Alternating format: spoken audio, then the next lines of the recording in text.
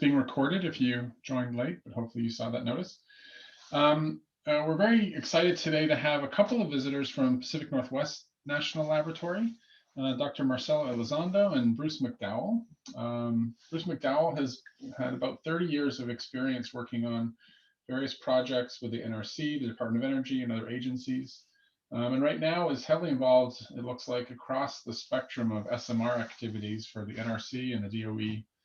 Looking at siting in Tennessee and looking at other kinds of things that are going on, TVA, and we're about to hear today about Puerto Rico.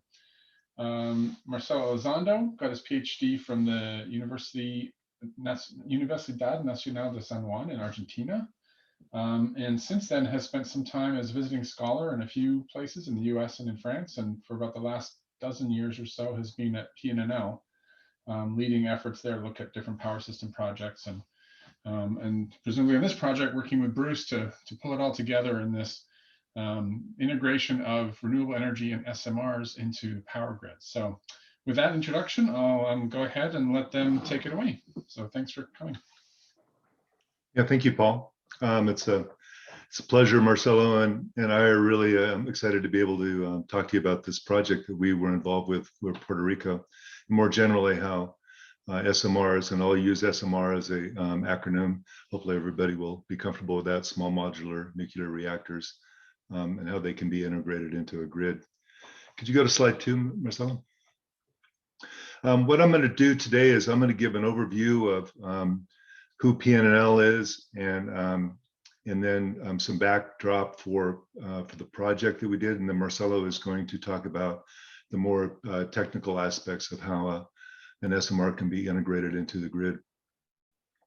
Pacific Northwest National Laboratory, PNNL, is one of 17 DOE national laboratories. The whole national laboratory system grew out of the Manhattan Project, which was, of course, I think everybody knows, was the project that was developed to build the first atomic bomb. Oak Ridge and in Tennessee, and Los Alamos in New Mexico, and then Hanford in Washington were the primary laboratories that were part of that project. Hanford became Pnnl. Hanford exists still as a site, but Hanford was the location where they had the reactors that developed the plutonium materials for the bomb.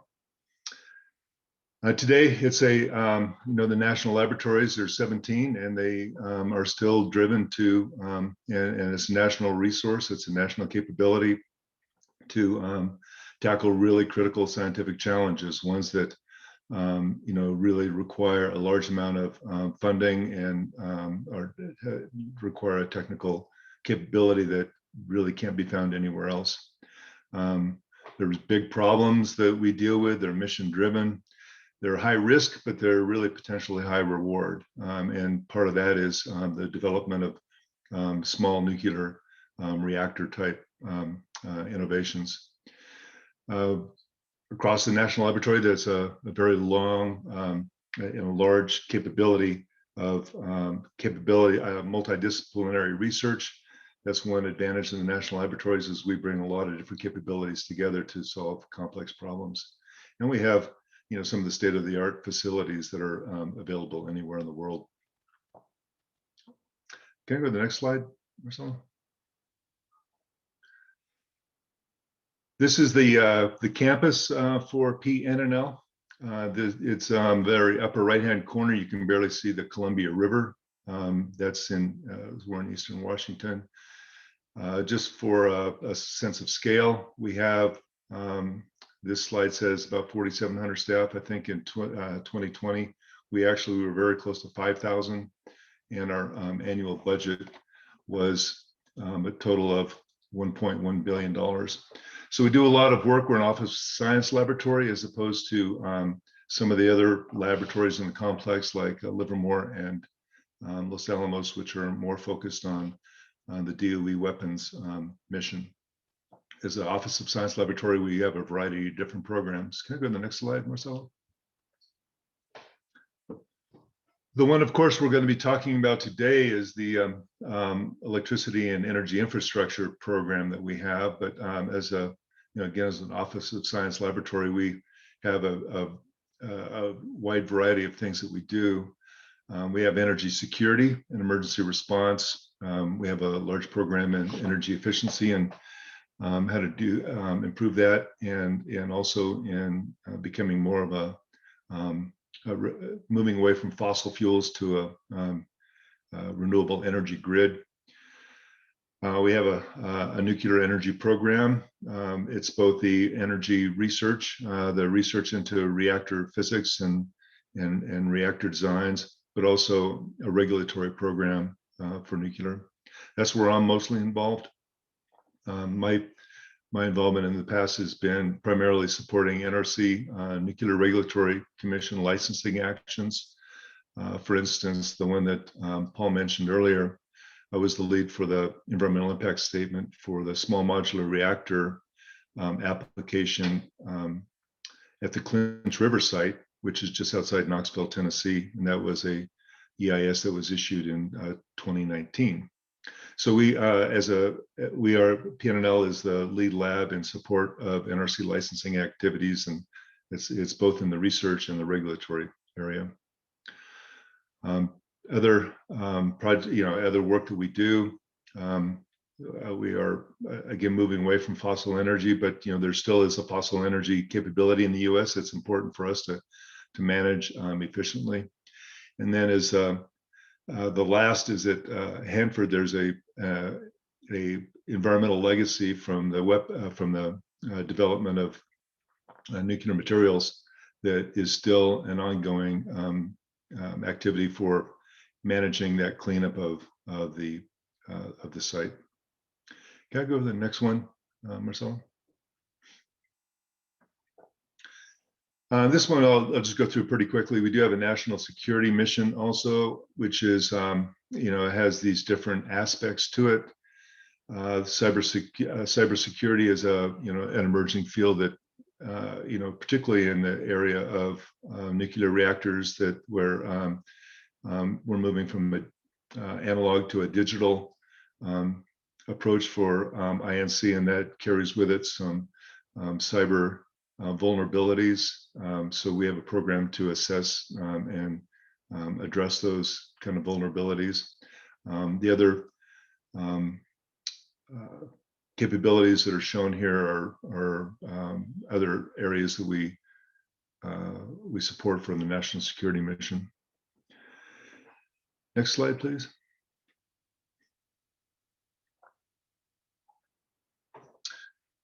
So we, as a national laboratory, we're very proud that we do try to maintain a career path and a workforce that is really suited to these challenges, but really offers opportunities to our staff to have a real productive and interesting career. And you can see this link here at the bottom of the slide here, pnl.gov/careers. I really encourage everybody on this call to look into the opportunities here at Pnnl. There's internship opportunities, there's jobs opportunities. We're growing. We have significant new programs that might be of interest. Next slide.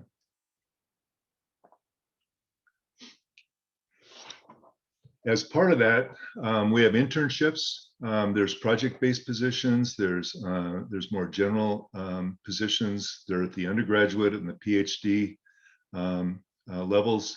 Sometimes there's summer type interns. There's also interns that can be set up for longer periods of time. They can focus on specific pieces of work, or they can focus on a capability.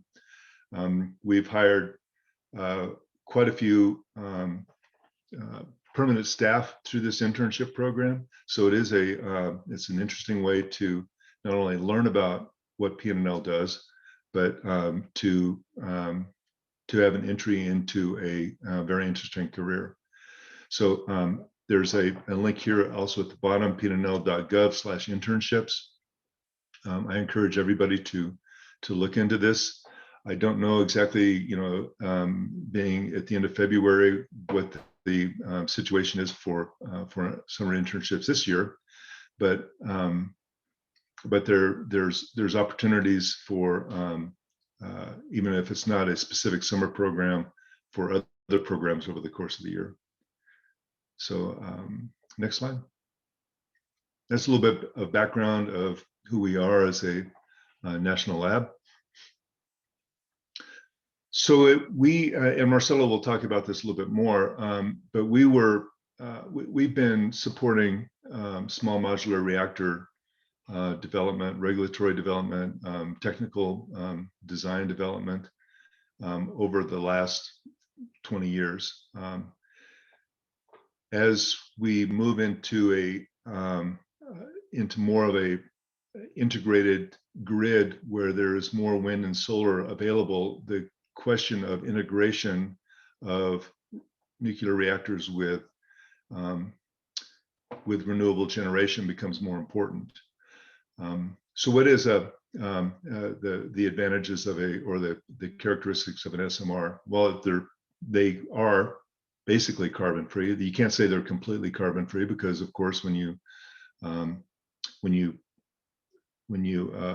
create the fuel, when you mine the fuel, there is a carbon footprint, but relatively speaking to other generation sources, it's very, very small. The SMRs, they have a fuel just like any other reactor, and their fuel, after storage, they could keep it on site. Some designs allow output to be changed over days. Some can be changed over hours, and some can be changed over minutes.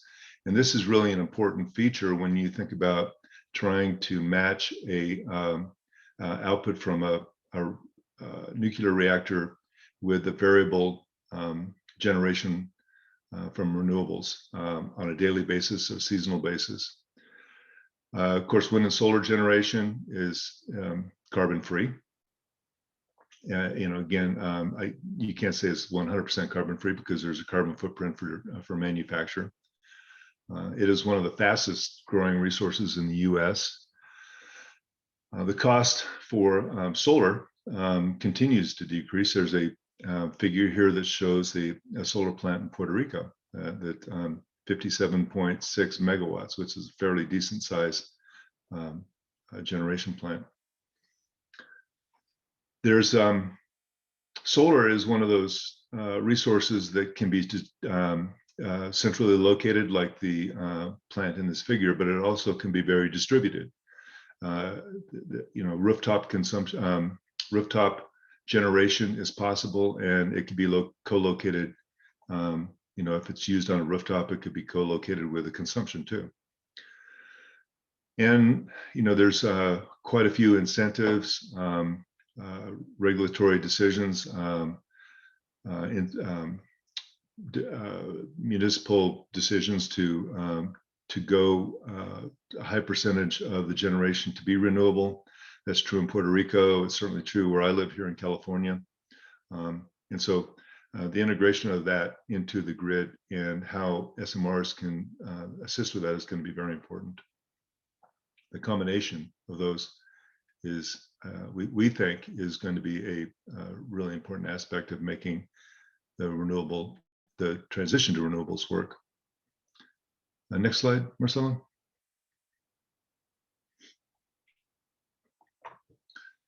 Of course, there are challenges. Typical nuclear power plants in the past have been baseload plants, and by baseload, I think most people on the call will understand that a reactor like Diablo in California, a 2,000 megawatt plant, is designed to run at 2,000 megawatts 24/7. The only time it would go down would be in the emergency, of course, but or to change fuel. But otherwise, they're designed to just have one level of output. To work with renewables, there's a need to have a variable output, and the needs for how much that output should be are uncertain. It depends on if you're going to try to match a renewable profile. Those are very changeable, and you don't know what those would be. So the forecasts are difficult. They have to become more advanced. The flexibility needs to be more. They need to have more flexible generation with to match other. And it's not only solar and wind. It is other generation sources like hydro, which is once the dams are in place, that is a renewable resource. So matching those is a real critical aspect too. And how you can store energy. Some of these nuclear power plants that I don't know if we're going to touch on it today, but that's another emerging aspect is how can you use a nuclear plant to actually create a energy storage, and there's options that people are thinking about using hydrogen and other ways to have a transit or a way to generate electricity in one period and then use it in a different period. Now, these are developing technologies. They're right now they're expensive to try to implement. Not all the reactors that are being discussed are thinking about this. This is a business decision on their part, and they need to decide whether it's these types of variable generation capabilities are worth investing in. But they are costs are declining, and so that in our mind makes these more likely that they can be adopted. The other aspect of this is that there are some the regulatory regime for nuclear power plants is really designed around large light water reactors, and so that large reactor approach is really onerous and can be hinder widespread adoption of these smaller plants. The cost that it would take to get through the licensing process for a large light water reactor, which could be acceptable for that size of plant, is really a deal killer for a very small reactor. So there is current efforts underway by the US NRC to revise that structure and make it more a risk-informed, performance-based structure that is more aligned to the actual risk that you would see from any specific reactor size.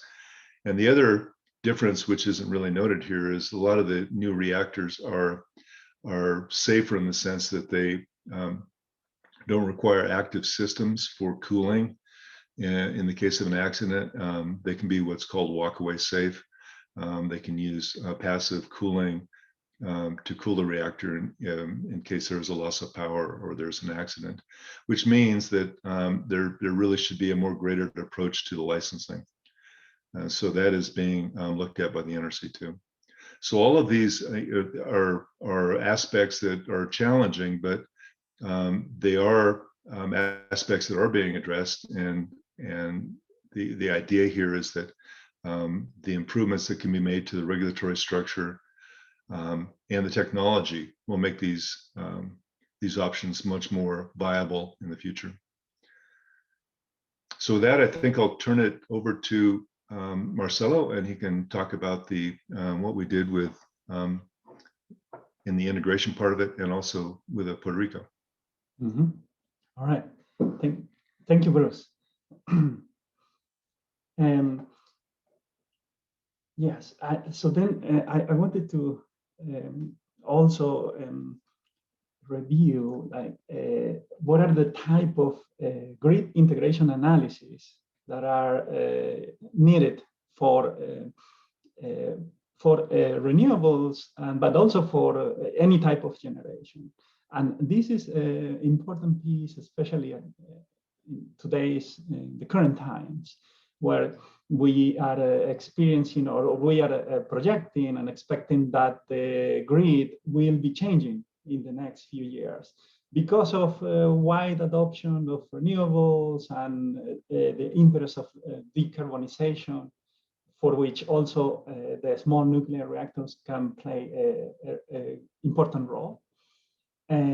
So then the grid integration analysis take an important role. So here in this figure, you can see the general, very high level description of what are the different studies that are usually run for grid integration. And this is very general, and which you could need this type of analysis for any type of grid integration of any type of generation that you expect in the future, or you are expecting in the future of the generation mix to evolve in certain way. This type of analysis is run by the utilities in the planning processes. So you can see here three types of analysis within this. There is a capacity expansion, which for this, the objective is to study what type of generators, what type of technologies you will, how the generation fleet will expand in the future, or it will shift when some generators are retiring and new generations are being built. Also, you study what is the transmission, the electricity transmission grid that is going to be expected in the future. And these are usually studies for the next 10, 20 years, is studies for the future. Then there is another type of a study that is called production cost. For production cost, it is a type of a study where there is a simulation of the operation of the power system, where you study how the generation are going to be dispatched, what are the different patterns of operation that you could expect. These have been traditionally run in blocks of energy. For example, you could run daily energies or 3 blocks of energy for peak, medium load, and minimum load, for example.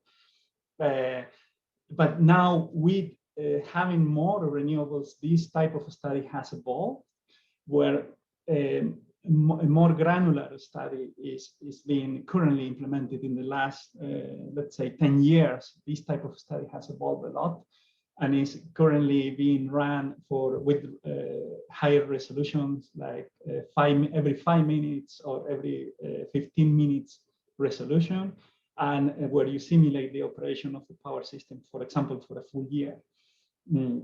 So this becomes important to consider, for example, the variability of the renewables.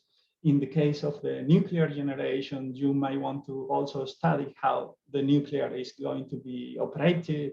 That could be like the traditional nuclear generation that is just constant the whole day. Or if you are studying new designs of SMR that can provide some flexibility, you could model those type of operations in and see how the renewables and the nuclear reactors could work together. So this is a very important tool. And another important tool for the grid and for grid integration is to obtain, for example, in the production cost model, you usually work and make simulations for a year or several years. Now you can take a special periods of interest where you would run a more refined analysis. In these special periods of interest, you could run what is called power flow and also stability studies. Power flows, you are evaluating the power grid in the more details and looking at what happened with the voltage control, what happened with the flows in the lines, what are the lines that could get congested, where do you need additional voltage support in the grid. And in the stability studies, you will study things like what happens if you suddenly lose a generator. Is the grid going to be stable? So those type of studies are also very important currently as the grid is evolving with more renewables. There is expectations that renewables will contribute with the stability of the system. in a similar thing, if you are studying SMR, it would be good to perform this type of studies and see how the SMR could contribute to the stability of the system, for example. So these are three types of studies that, in general, that are important and especially becoming important at this moment, as you know, we are expecting that the grid will change in the next 10 years or the next 20 years. Now, with where many states have objectives for decarbonization and objectives for renewable integration. So we expect to see many of these studies. So this figure was extracted from this report from National Renewable Energy Lab, another one of our of the national labs. And this was written for variable renewable integration, but I believe the figure is general enough that could also apply to SMR. These are the different type of studies. Okay. Then another type of study is what, as Bruce mentioned, the renewables have variability and also uncertainty. So you have uncertainty because it's hard to forecast. Methods for forecasting have been improving over the years, but there is still some uncertainty. And also there is variability because the renewables will generate when the weather is ready for that, you know. So then one important aspect to study in this type of integration studies is the flexibility. So at PNL, we have a tool that is called Grid Reserve and Flexibility Planning Tool. And this tool is prepared for studying future years where you are expecting additional renewables to be integrated in the grid. And we study the flexibility in this tool. And the flexibility is a function of the characteristics of the loads and how the load changes, how the people uses the electricity, and also is a function of the renewables, the variability of the renewables and the uncertainty of the renewables. But a very key aspect is also how the power system is being operated. So the operating practices also play an important role. For example, if there are forecasts implemented by the system operators that have intraday forecast, for example, that has an hour ahead or 2 hours ahead or 15 minutes ahead, depending on how the system operator is implementing forecast and operating and scheduling practices, then the flexibility that you will need from the rest of the generators that are not renewables could change. And in this case, these two can estimate what are the needs for the flexibilities and can also evaluate the existing generation. It can evaluate how the existing generation can meet this flexibility requirements. So this is and takes into account all of these aspects that I mentioned, and it evaluate things like ramping, capacity, ramp durations, and things that are important to describe the flexibility of the system. Another type of analysis that is also needed in general is stability studies. Stability studies, they evaluate when there is a sudden change in the system. For example, when there is a generator that comes offline, usually the frequency of the system decreases, like in this figure. And then the generators react and providing more power through the automatic control. And then that makes the frequency come back to near nominal, and the system recovers by automatic control. So many generators in the system provide this automatic control. And those automatic control can have a frequency response, also voltage support, and also resources like energy storage can contribute to this control as well. There is currently IEEE is defining standards for the contribution to this to stability by the renewables, and these are standards that will apply to the bulk power system. It's the IEEE standard P2800. So it is expected that the renewables, which are currently contributing to the stability, but now there will be a more bigger consensus through these standards on how the renewables should contribute to the stability. And also, and in the case of SMR, we also know that some designs of the SMR are also capable of providing voltage control and also frequency response, which, you know, in traditional plants, big nuclear plants, usually the governor response that will help arrest a frequency when the frequency changes after a disturbance, is usually disconnected in a nuclear generation, so the nuclear generation will not contribute to a sudden change in the grid. But now we know that SMR is able to do that if some of the designs. So we will review some of that as well. Another tool we have at Pnnl is called the Dynamic Contingency Analysis tool. And this Dynamic Contingency Analysis tool simulates with high granularity large events, and that could lead to a blackout. And so it can simulate the cascading blackout, and the events can be those that represent, for example, hurricane events where many elements fail at the same time. And the tool can automatically evaluate different cascading failures and how the protection system is acting as well. So this is a very cool tool, also developed at Pnnl.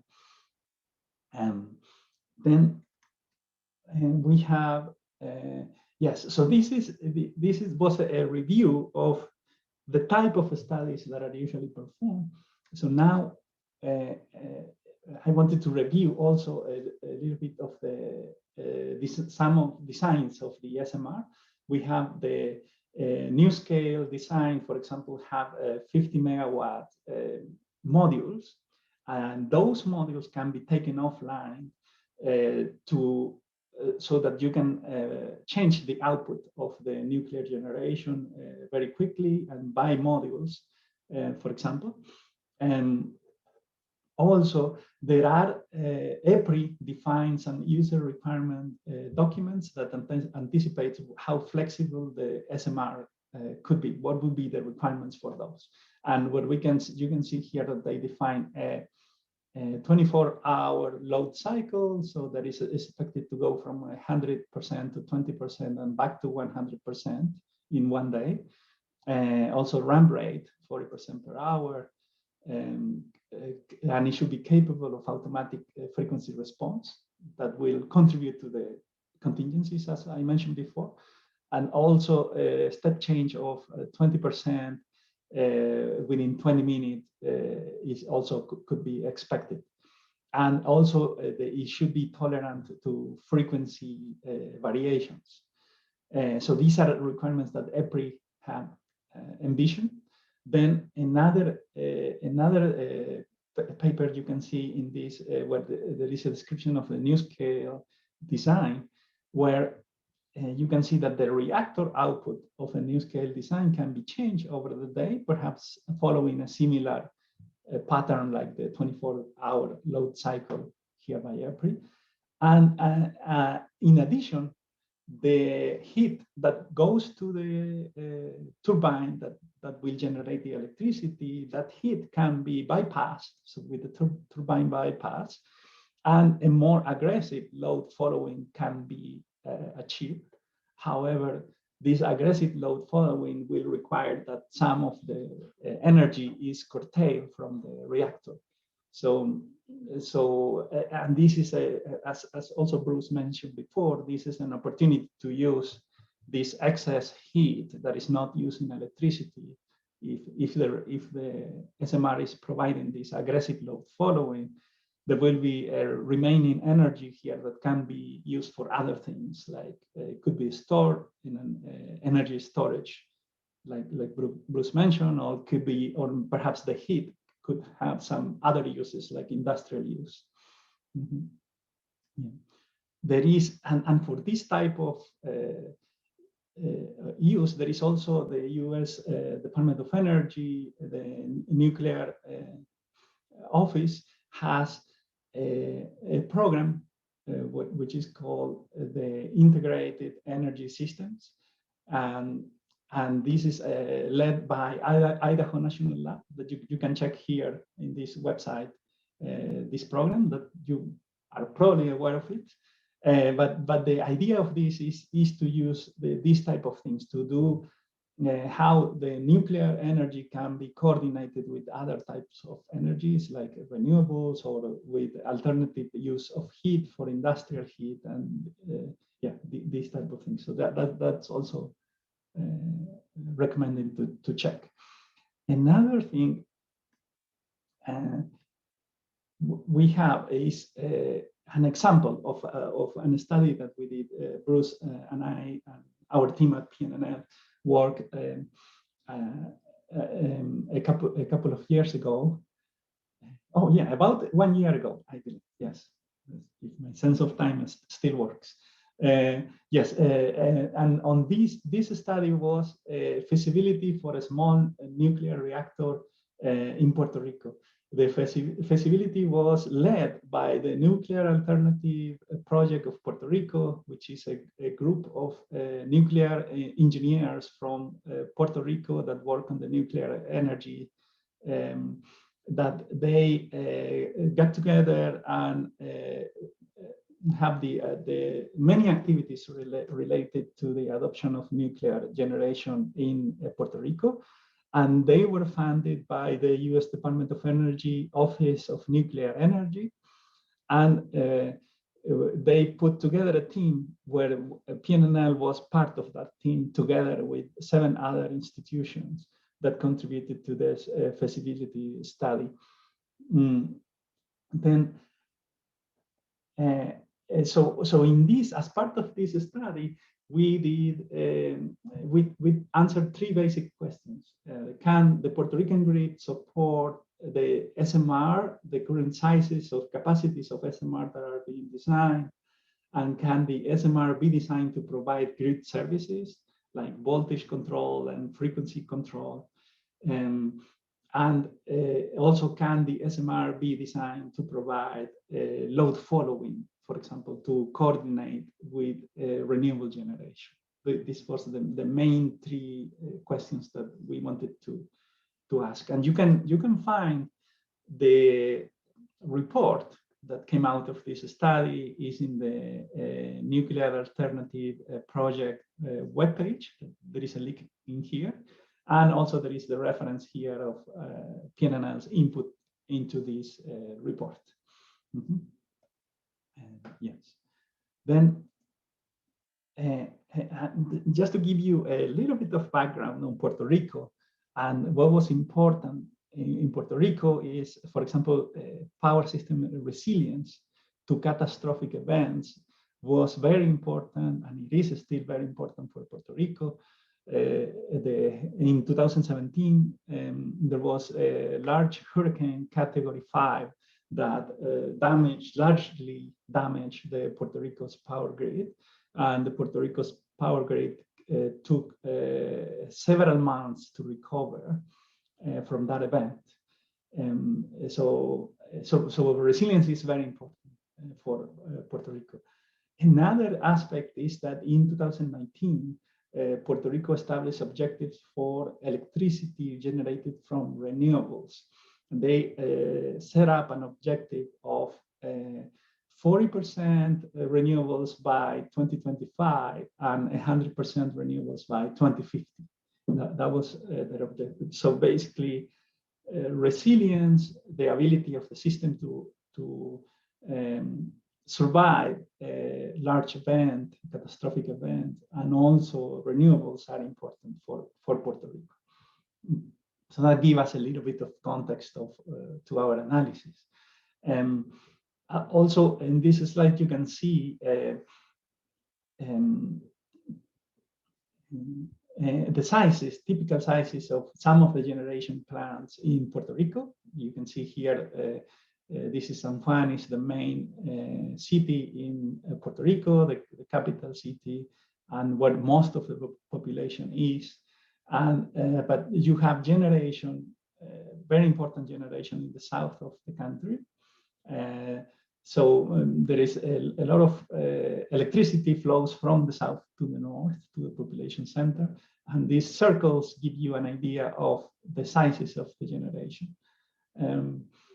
And when you compare the sizes of some of the power units or power plants in Puerto Rico and compare them with some of the sizes of some power plants or SMR power plants or modules, you can see that they are comparable.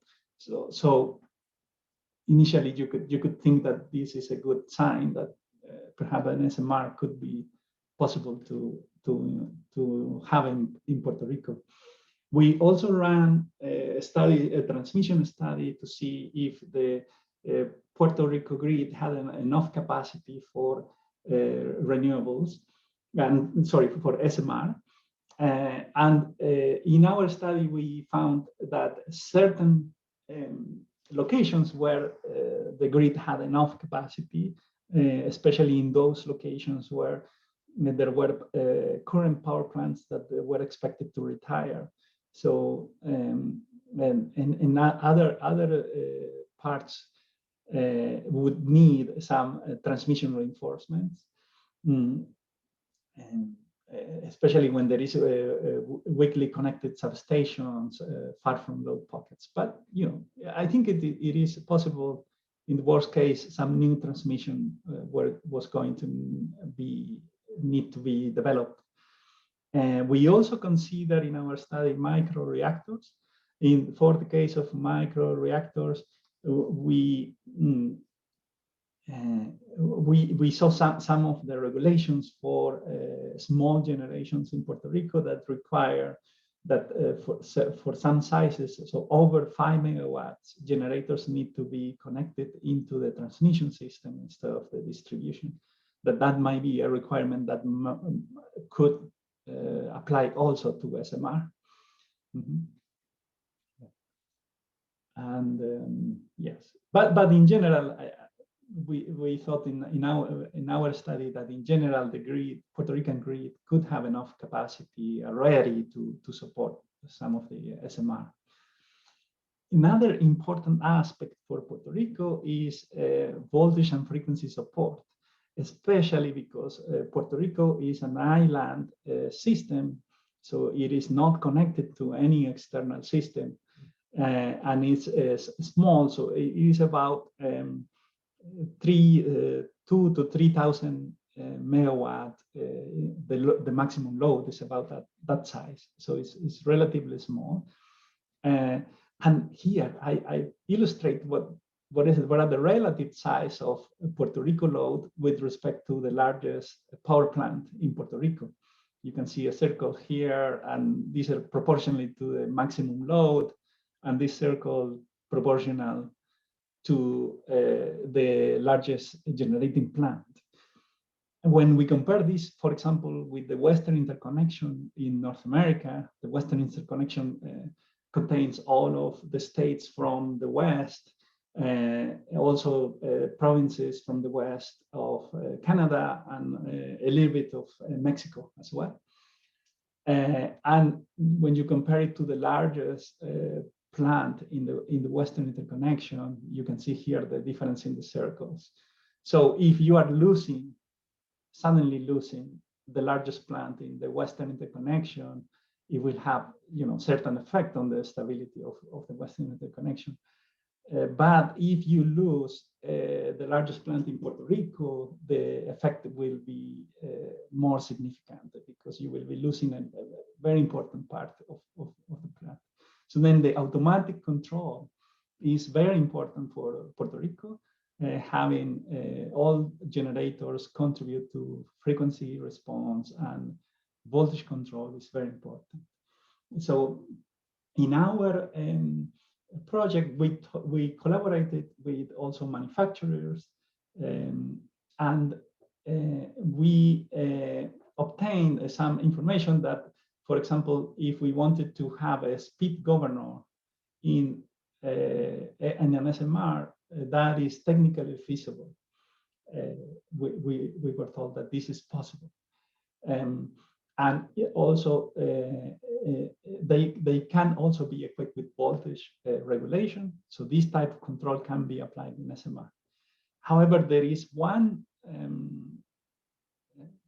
thing regarding the frequency support, because for the frequency support, we are expecting that the SMR will contribute when another generator in the grid suddenly trips, then the SMR will have to suddenly, very quickly increase their output.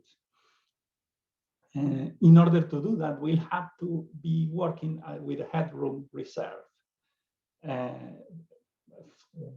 So it is possible that SMR will have to be constantly curtailing the heat from the reactor to the turbine.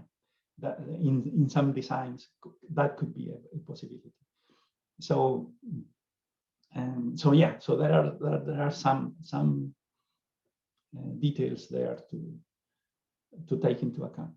Another type of study we did is we analyzed the variability of the system when high solar generation was going to be integrated in Puerto Rico. We study what is the flexibility that will be needed in Puerto Rico, and what is and how much could potentially an SMR contribute to this flexibility. We study the flexibility in several components, like regulation that is in the order of minutes to half hour or to 1 hour, fast load following, which is within an hour, hourly variability, 4-hour variability, and 8-hour variability. So we studied these components, and then we thought about which of these components could potentially an SMR contribute to. And our conclusion, for example, here in this figure, you can see the 1-hour variability, and this is for a load only without solar. And now in this figure, you have the load with solar.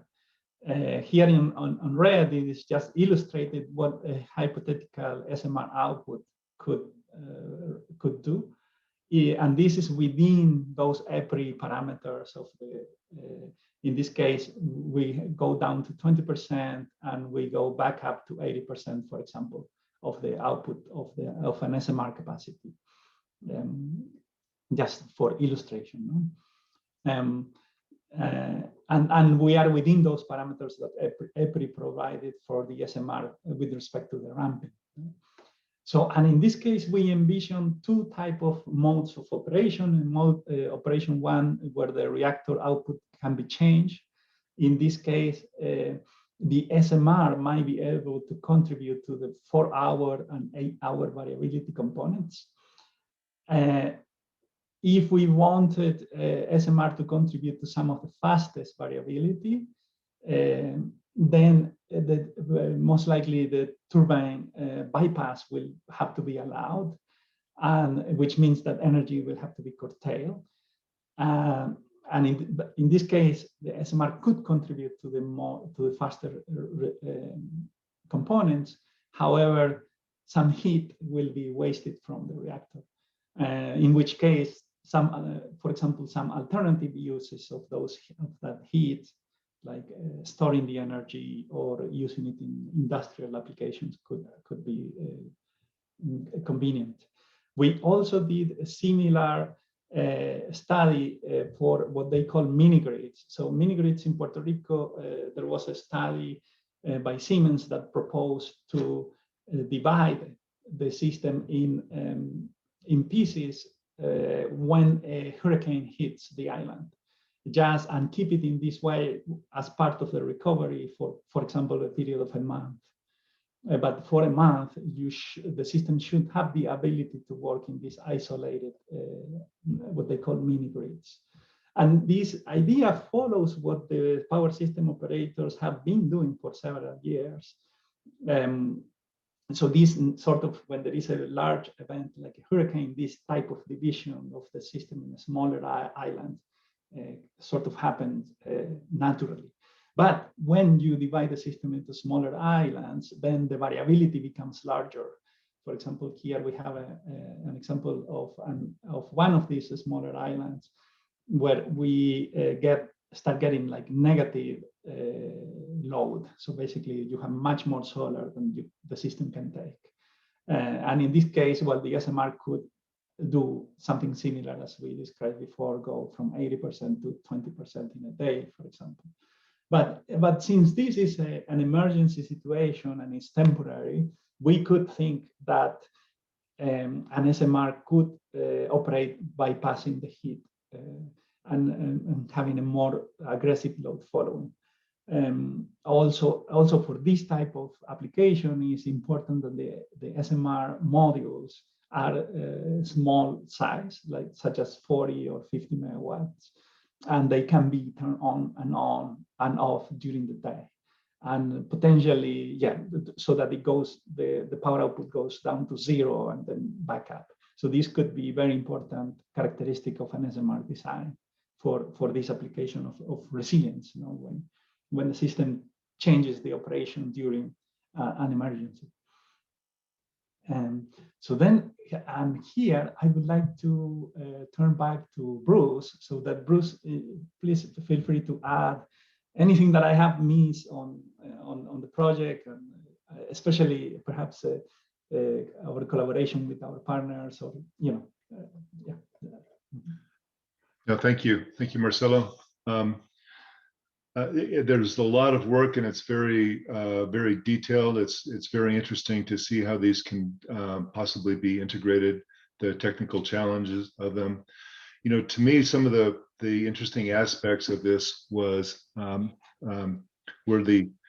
the capability of providing multiple benefits from a SMR. You can provide electricity, which can be balanced, that can be used to integrate with renewables. But you know, to me, an obvious use of that of the reactor power is in heat, and process heat is very important in Puerto Rico.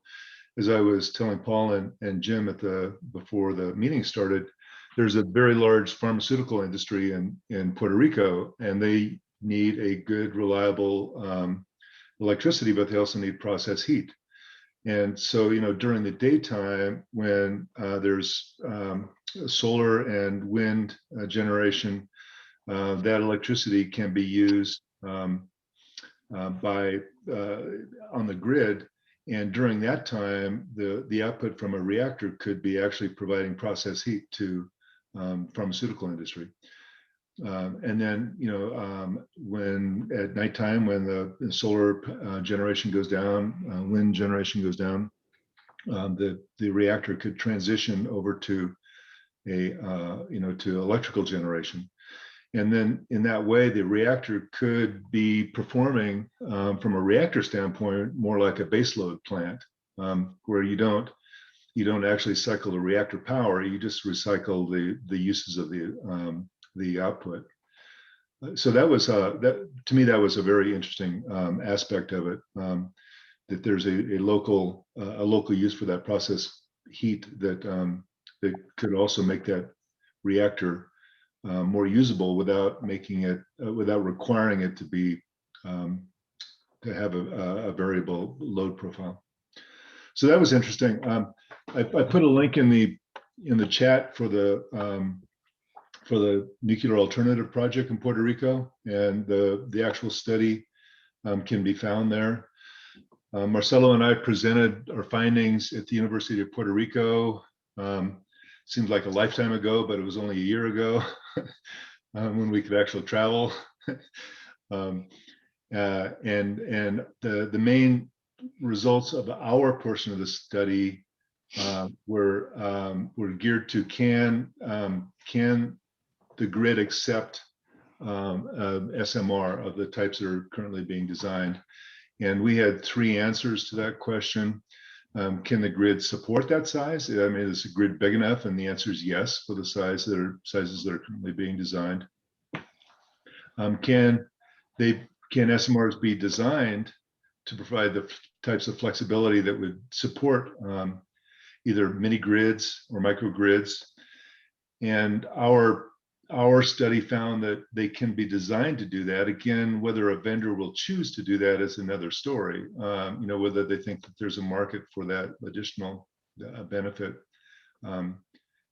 we don't know, but they can be designed to do that. There is technologically possible.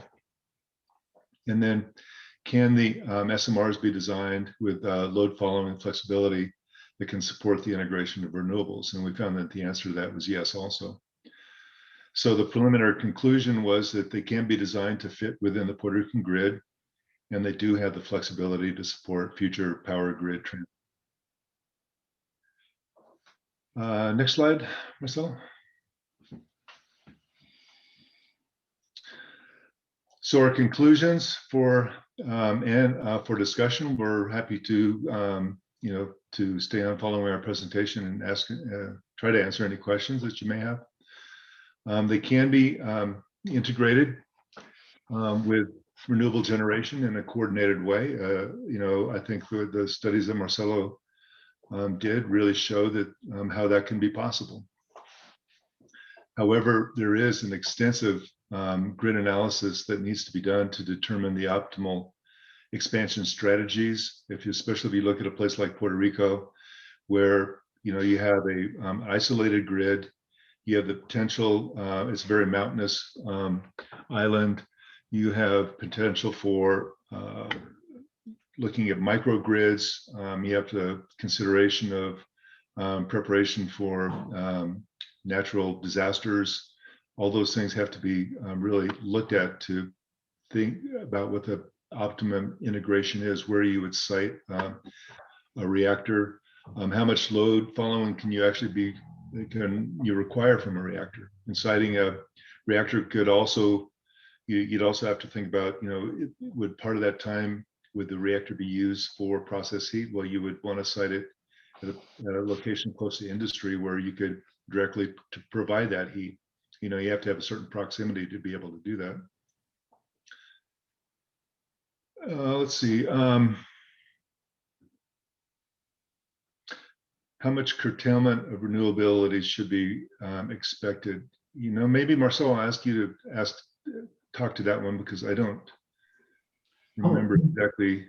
Yes. That one has to do, Bruce, on for example, we talked about like the SMR can be used for load following by changing the reactor output or doing the turbine bypass.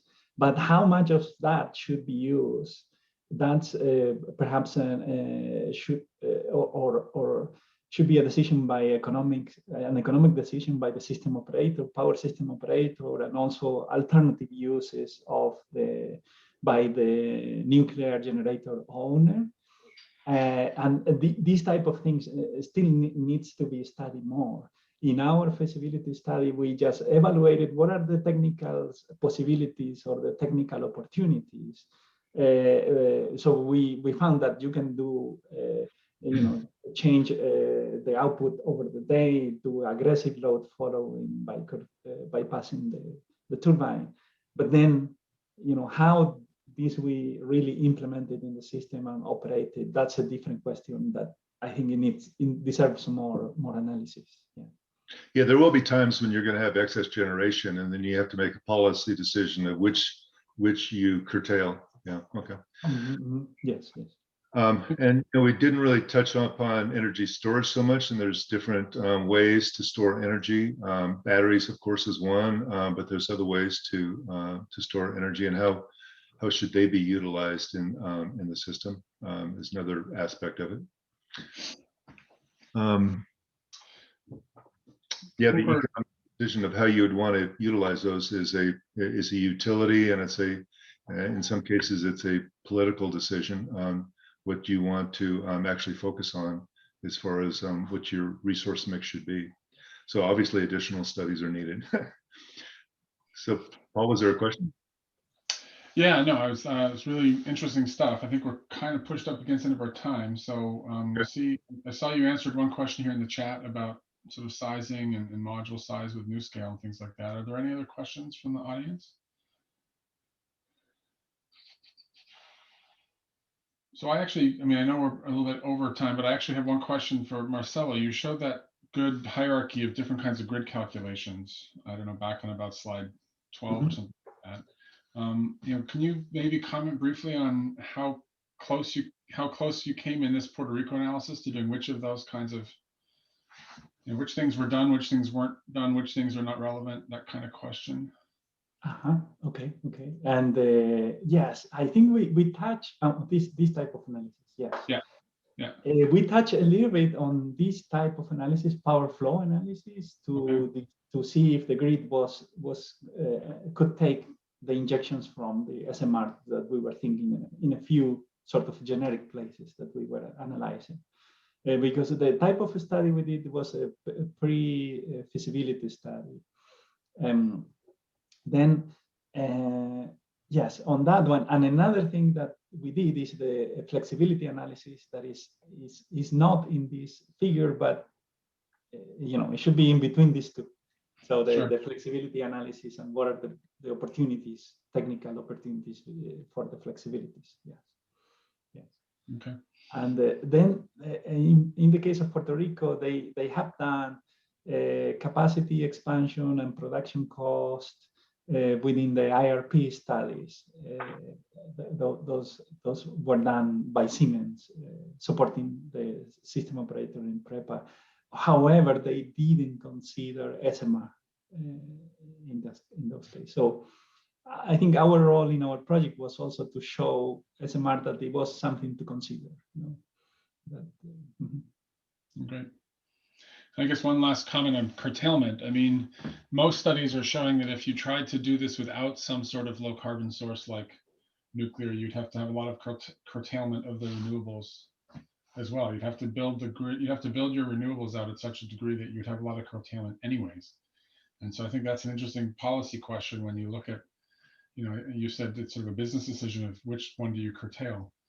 I think it's important to kind of keep in mind as you add firm sources to the grid that you're actually maybe saving on the net curtailment of those renewables, because in the relative sense, because you can better sort of have everything matched across the whole system. So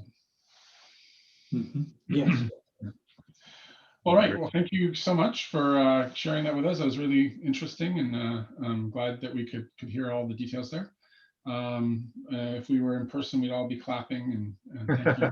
One of the things that's missing from these platforms, we need a clapping track, but if anyone has other questions, I'm sure they'll follow up with you afterwards. Yeah, and Paul, I guess I would offer that if you could provide, anybody that was listening with our email addresses, we could follow up with some answers too, if anybody was interested and had some additional questions. Sure. Okay. Thanks so much. All right. Bye-bye, everybody. Bye-bye. Thank you.